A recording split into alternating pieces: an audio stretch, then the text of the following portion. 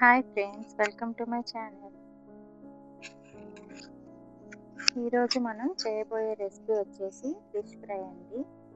దీనికోసం ముందుగా మనం ఫిష్ని తీసుకొని బాగా నీట్గా క్లీన్ చేసి పెట్టుకోవాలి. ఈ ఫిష్ని 3-4 టైమ్స్ బాగా కడుక్కోవాలండి. కడుక్కొని ఇలా ఘాట్లు పెట్టుకోవాలి.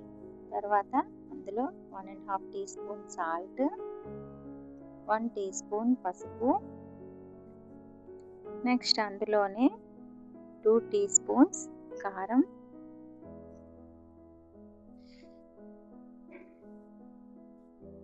1 టీ స్పూన్ ధనియాల పొడి, ఇది ఆచి ఫిష్ ఫ్రై మసాలా అండి. ఇది ఒక 1.5 టీ స్పూన్ వేసుకోండి. అందులోనే వేసుకొని బాగా ఇలా నేను వీడియోలో చూపిస్తున్నట్లుగా బాగా మిక్స్ చేసుకొని ఒక హాఫ్ అన్ అవర్ పాటు ఫ్రిడ్జ్లో పెట్టుకోండి.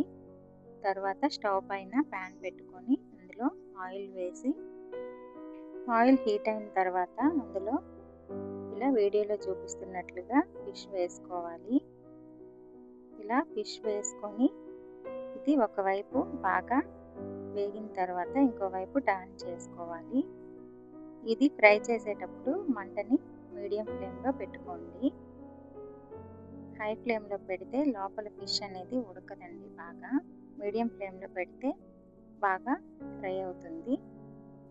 ఇలా ఇటు అటు టర్న్ చేసుకుంటూ స్లోగా ఫ్రై చేసుకోండి.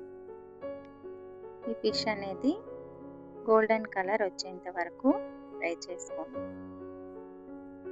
చూడండి, ఇలా వీడియోలో చూపిస్తున్నాను కదా, ఇలా ఈ కలర్ వచ్చేంత వరకు ఫ్రై చేసుకుంటే మీకు తినేటప్పుడు క్రిస్పీగా చాలా బాగుంటుంది.